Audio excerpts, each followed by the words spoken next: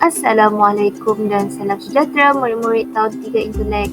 Bersama Cikgu Atira lagi dalam kelas Bahasa Melayu kita pada hari ini.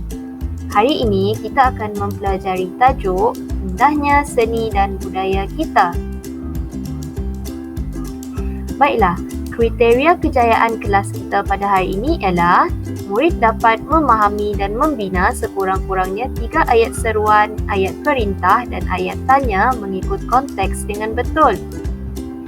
Hari ini kita akan gunakan buku teks dan buku aktiviti Bahasa Melayu Jilid 2. Sila buka buku teks halaman 16 hingga 18. Baiklah, sebelum itu, apakah yang akan kita pelajari pada kelas hari ini? Kita akan mempelajari 3 tajuk kecil. Yang pertama, kita akan belajar membina ayat seruan. Kedua, kita akan membina ayat perintah. Dan yang ketiga, kita akan belajar cara membina ayat tanya. Baiklah, mari kita ingat semula apakah 3 jenis ayat ini. Yang pertama, apa itu ayat seruan? Ayat seruan ialah ayat yang diucapkan dengan intonasi seruan untuk tujuan melahirkan perasaan. Intonasi seruan ini digambarkan dalam tulisan dengan tanda seru yang diletakkan di akhir ayat. Berikut merupakan contoh ayat seruan. Pertama, murahnya rantai leher ini. Ayat ini digunakan untuk menunjukkan perasaan hairan atau tidak sangka. Kedua, syabas, kamu berjaya. Ayat ini digunakan untuk menunjukkan perasaan gembira, pujian dan ucapan tahniah. Ayat ketiga, amboi, cantiknya kamu hari ini. Ayat ini pula digunakan untuk menunjukkan perasaan kagum atau hairan. Jika murid ingin mengetahui dengan lebih lanjut apa itu ayat seruan, kamu semua boleh rujuk buku teks halaman 16. Terdapat nota ringkas serta contoh-contoh lain ayat seruan yang terdapat di dalam buku teks ini. Cikgu ingin kamu baca contoh-contoh ini dan fahami kesemua contoh dengan baik. Baiklah, setelah kita memahami apa itu ayat seruan, mari kita cuba buat latihan. Cikgu ingin kamu semua buka buku aktiviti halaman 20. Lihat aktiviti yang terdapat di dalam buku aktiviti kamu. Untuk latihan ini, cikgu ingin kamu lihat situasi yang diberikan. Kemudian, bina ayat menggunakan kata seruan yang terdapat di dalam gambar. Jangan lupa, kamu perlu ingat untuk tulis simbol seruan pada hujung ayat yang dibina. Baiklah, kita telah mempelajari apa itu ayat seruan. Kita beralih pula kepada ayat perintah. Apa itu ayat perintah, kelas? Ayat perintah ialah ayat yang digunakan untuk menyimbolkan sesuatu tindakan. Menyimbolkan sesuatu tindakan? Tak mengapa. Mari kita lihat satu persatu. Terdapat 4 jenis ayat perintah iaitu ayat suruhan, ayat larangan, ayat silaan dan ayat permintaan. Pertama, ayat suruhan. Ayat suruhan bertujuan untuk memberikan arahan. Contoh yang pertama, tunjukkan disiplin yang baik. Ayat ini meminta kita untuk menunjukkan disiplin yang baik di hadapan orang ramai. Kedua, buang sampah di tempat yang disediakan. Ayat ini memberi arahan supaya kita perlu membuang sampah di tempat yang telah disediakan. Seterusnya, ayat larangan. Ayat larangan ialah ayat dengan kata larangan seperti jangan dan usah yang bertujuan menegah atau melarang seseorang melakukan sesuatu. Contoh pertama, jangan buang sampah di merata tempat. Kedua, usahlah kamu risau akan keadaan Alif. Kedua-dua ayat ini bertujuan untuk menegah dan melarang kita melakukan sesuatu. Contohnya, jangan membuang sampah dan janganlah risau tentang keadaan rakan. Kita beralih pula kepada ayat silaan. Apa itu ayat silaan? Ayat silaan ialah ayat dengan kata silaan seperti sila dan jemput yang bertujuan mempersilakan seseorang. Selalunya kita gunakan kata silaan ini untuk membina ayat silaan seperti berikut. Pertama, sila menjamu selera. Ayat ini mempersilakan kita untuk menjamu selera. Kedua, jemput masuk ke dalam rumah saya. Ayat ini mempersilakan kita untuk masuk ke dalam rumah seseorang. Dan yang terakhir, ayat permintaan. Ayat permintaan ialah ayat dengan kata permintaan seperti minta dan tolong yang bertujuan untuk memohon pertolongan atau membuat permintaan. Contoh pertama, minta semua pelajar senyap semasa guru besar berucap.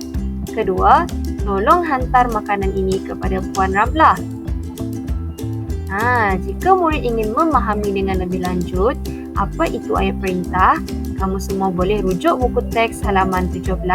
Di situ terdapat info bahasa, kemudian contoh-contoh lain ayat perintah yang telah disediakan.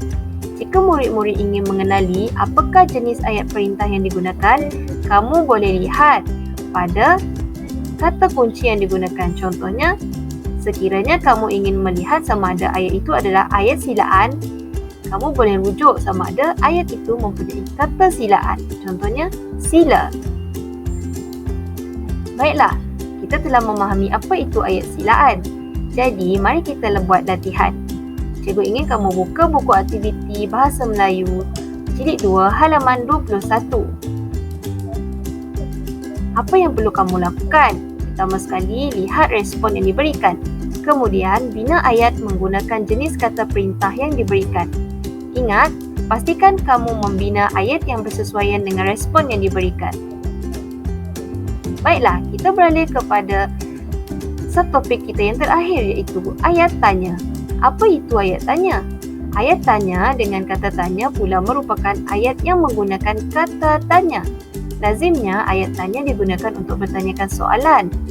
Kemudian, ayat tanya juga biasanya ditandai dengan tanda soal pada penghujung ayat. Berikut merupakan contoh ayat tanya. Berapakah harga baju ini? Ayat ini digunakan untuk kita bertanyakan harga baju. Kedua, di manakah kamu membeli basikal ini? Ayat ini digunakan untuk kita bertanyakan tempat di manakah kita membeli basikal tersebut. Dan yang ketiga, siapakah ketua kelas 3 intelek? Ayat ini digunakan untuk kita bertanyakan seseorang. Baiklah, cikgu faham dan cikgu yakin bahawa semua murid sudah arif tentang ayat tanya. Jadi, kamu semua boleh rujuk buku teks halaman 18 untuk mengetahui dengan lebih lanjut nota serta contoh ayat tanya yang terdapat di dalam buku teks. Baiklah, cikgu yakin kamu semua faham apa itu ayat tanya. Jadi, mari kita laksanakan latihan. Cikgu ingin kamu buka buku aktiviti halaman 22. Kemudian, kamu perlu baca petikan yang diberikan. Bina ayat tanya berdasarkan maklumat yang telah diperoleh. Di sini, cikgu ada sedikit tips untuk kamu. Gunakan kata tanya yang diberikan untuk membantu kamu membina ayat tanya. Pastikan kata tanya yang digunakan itu bersesuaian dengan maklumat yang telah kamu perolehi. Baiklah, cikgu ingin kamu semua siapkan semua tugasan di dalam buku aktiviti. Kemudian, tangkap gambar dan hantar ke kumpulan PDPR-BM untuk semakkan cikgu. Kamu boleh rujuk video yang cikgu berikan sebagai panduan kamu menyiapkan aktiviti tersebut. Sekiranya kamu mempunyai apa-apa soalan, kamu boleh tanya kepada cikgu.